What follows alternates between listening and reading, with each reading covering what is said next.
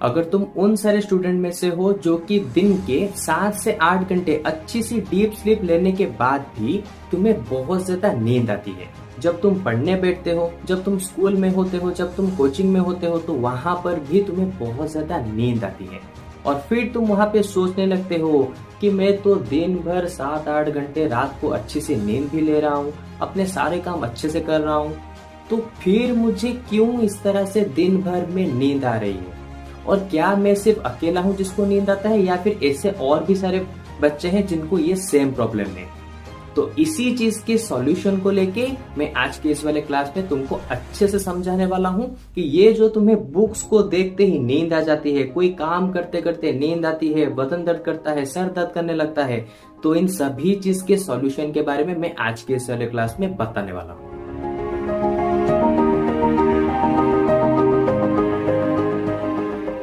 So hello students, मैं हूं आप सभी का प्यारा राकेश भैया और आप लोग देख रहे हैं लिमिट्स एजुकेशन चैनल। आज के टाइम में ये वाला प्रॉब्लम यानी कि दिन में नींद आने वाला प्रॉब्लम सिर्फ आप लोगों के साथ ही नहीं हो रहा है, ऐसा मेरे साथ भी हो रहा है और ये बहुत सारे बच्चों के साथ आज के टाइम में हो रहा है। तो इसमें घबराने की बिल्कुल भी जरूरत नहीं है कि मेरा क्या होगा, शायद मेरा तबीयत खराब होने वाला है या फिर मेरे कुछ ज्यादा ही जल्दी कोई बड़े डिजीज आने वाले हैं, ऐसा कुछ भी नहीं है।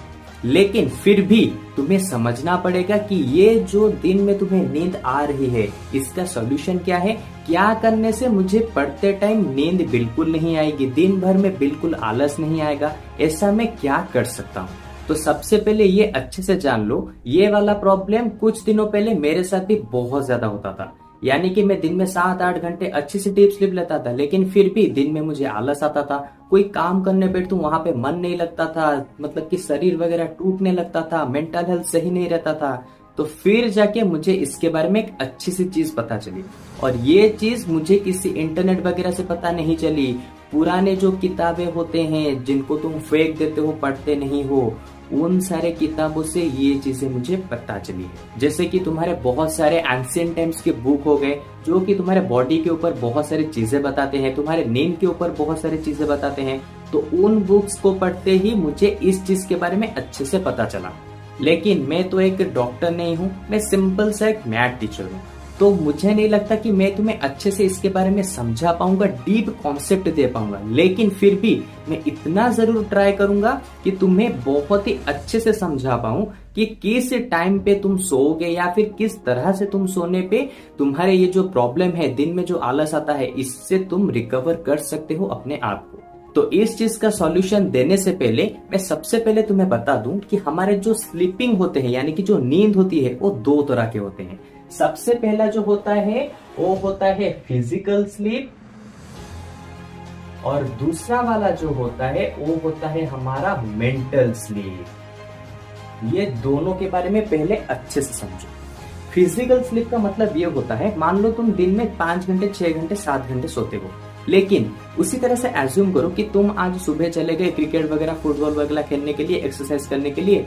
तो यहाँ पे तुम्हारे फिजिकल यानी कि तुम्हारे बॉडी बहुत ज्यादा थक गई है, तो यहाँ पे तुम्हें 6 घंटे से सोने से काम नहीं चलेगा। यहाँ पे 7 घंटे, 8 घंटे, 9 घंटे, यहाँ तक कि 10 घंटे भी सोने की जरूरत पड़ सकती है, जो कि नॉर्मली बहुत सारे एथलीट वगैरह करते ही हैं। लेकिन अगर तुम एक स्टूडेंट हो जो कि इस तरह के भाग दौड़ ज्यादा नहीं करते, एक जगह बैठ के पढ़ते रहते हैं, तो उनके लिए जरूरी होता है मेंटल स्लीप।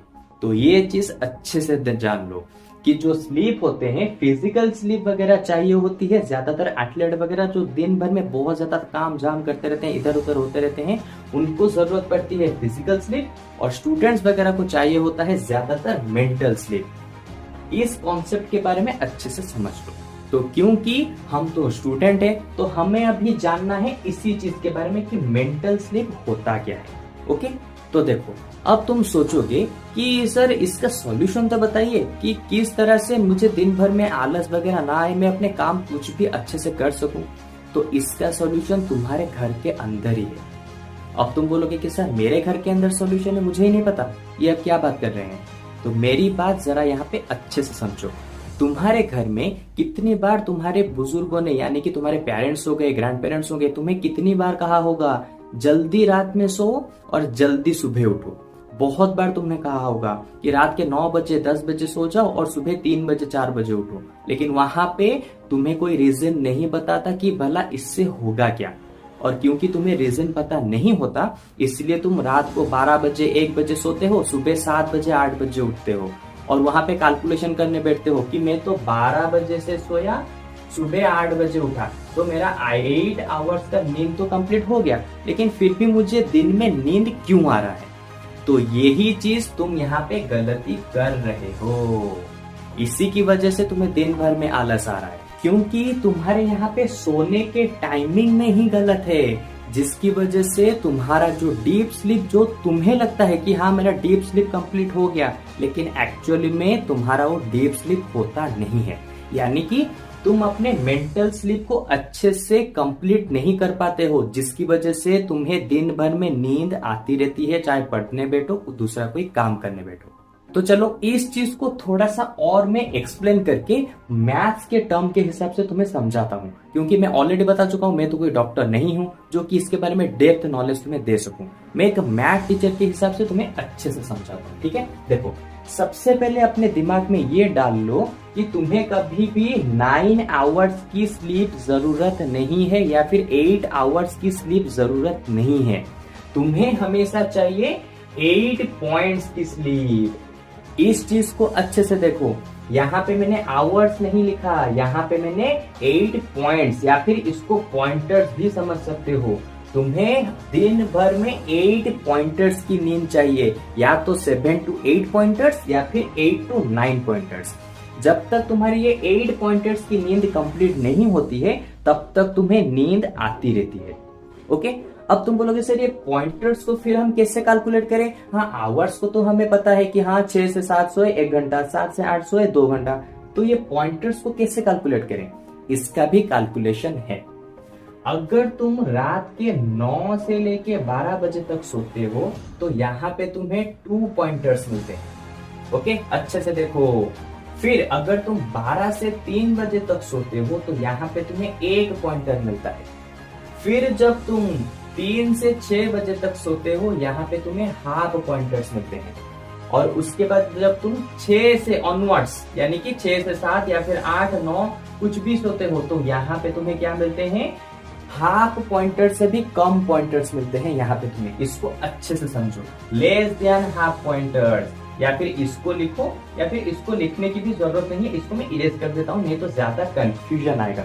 ओके, बस यहाँ पे ध्यान रखो, जब तुम 9 से 12 सोते हो यानी कि यहाँ पे तुम्हें 2 पॉइंटर्स मिलेंगे, यानी कि 9 से 10 मिलेगा 1 पर 2 पॉइंटर, फिर 10 से मिलेगा 11 तक 2 पॉइंटर्स, फिर 11 से लेके 12 तक यानी कि 2 पॉइंटर्स। ओके, तो देखो 9 से 10 2 पॉइंटर्स, 10 से 11 2 पॉइंटर्स, फिर 11 से 12 हो गया 2 पॉइंटर्स।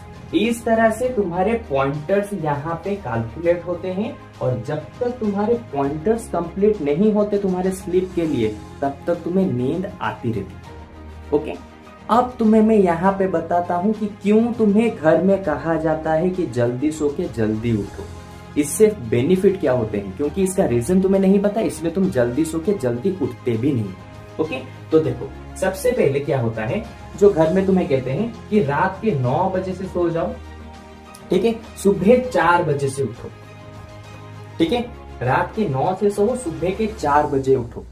अब जल्दी सोओगे तो जल्दी उठोगे, तो इससे तुम्हें 8 पॉइंटर्स तुम्हें मिलते हैं या फिर नहीं मिलते हैं, इसको मैं डिफरेंशिएट करके तुम्हें अच्छे से समझाऊंगा। देखो, सबसे पहले तुम्हें 9 बजे से सोए और 4 बजे उठे।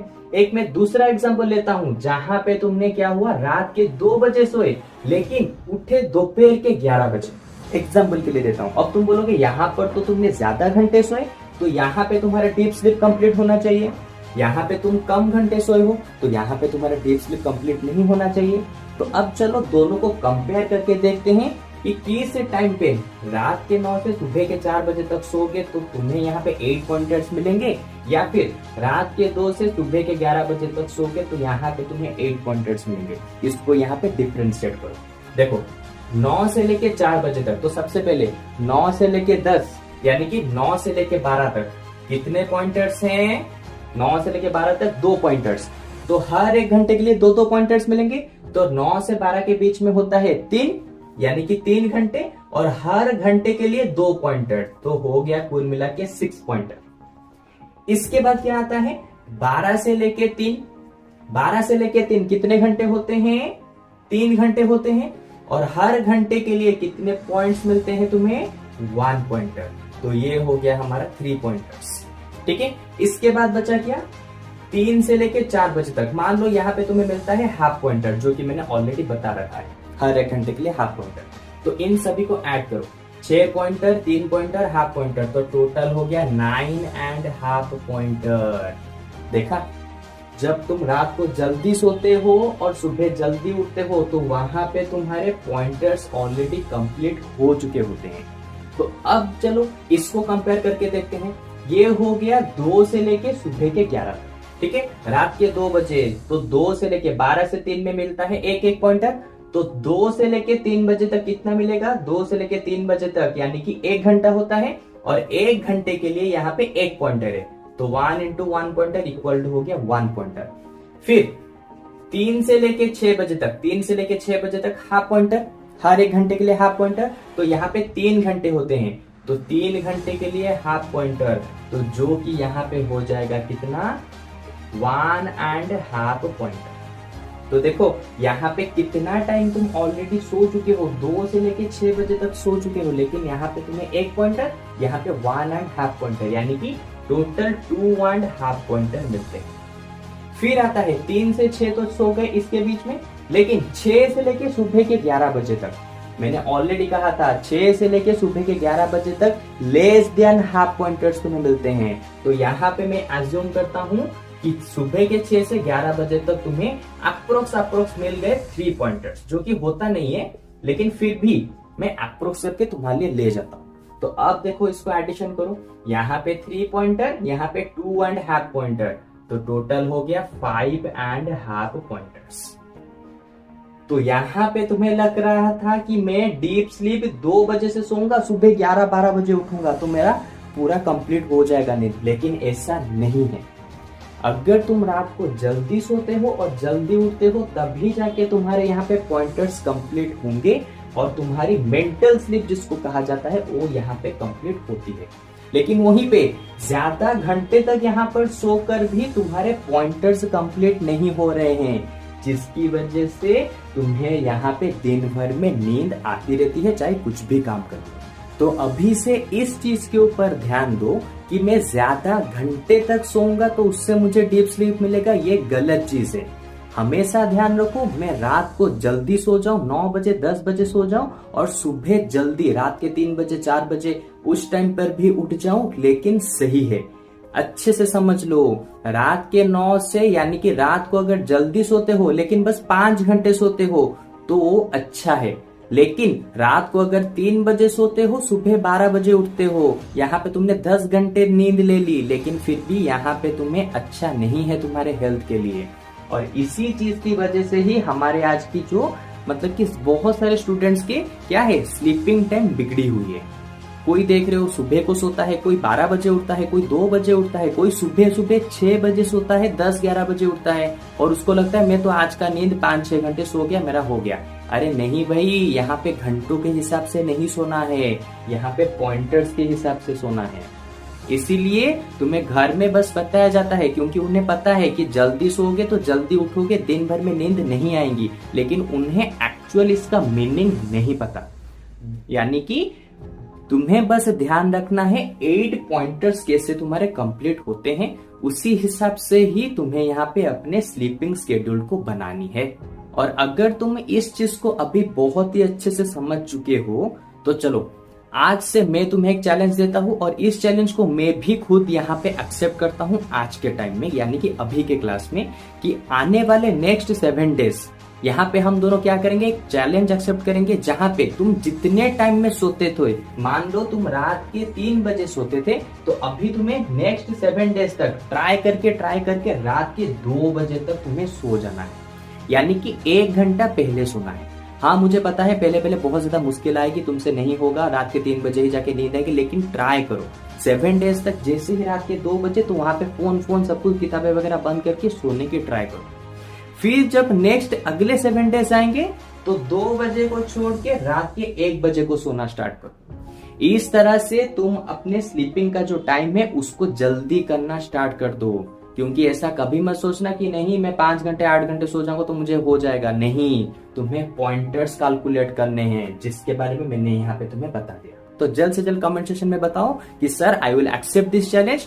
और अगले 15 दिन के बाद तुम खुद से बताना दिन भर में जो तुम्हें आलस वगैरह आती थी अभी वो आती है या फिर नहीं।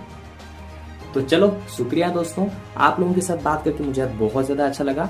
अगर आपको लगता है कि इन सारी चीजों में से आपको बहुत सारी सीखने को चीजें मिली होंगी तो यहाँ पे सब्सक्राइब लाइक इस तरह की कोई भी चीजें नहीं है। बस अपने दोस्तों के साथ इस वाले किसी भी एक दोस्त के साथ इस चीज को शेयर करो जो कि दिन भर में सोता रहता है और उसको इस चीज के बारे में बहुत ही अच्छे से बताओ, ताकि उसका जो बिगड़ा हुआ स्लीपिंग टाइम है वो सुधर सके और उसको भी पता चल सके कि एक जो अच्छी नींद डीप स्लीप होती है उसको क्या कहा जाता है, कैसे कहा जाता है। क्योंकि आज के टाइम में बहुत सारे तुम जो स्टूडेंट्स हो, यूथ हो और इंस्टाग्राम रील्स वगैरह के चक्कर में पड़ चुके हो कि हाँ भाई 8 घंटे हमें सोने हैं, चाहे मैं सुबह 6 बजे सोऊंगा, दिन के 1 बजे उठूंगा तो मेरा 8 घंटे हो जाएगा। तो इन सारी झूठी बातों से दूर आओ और जो प्रूवन चीजें हैं जो हमारे पुराने पूर्वज बता के गए हैं उन चीजों को फॉलो करो और अपने लाइफस्टाइल को, अपने मेमोरी पावर को, मेंटल हेल्थ को, इन सभी चीजों को सुधारो।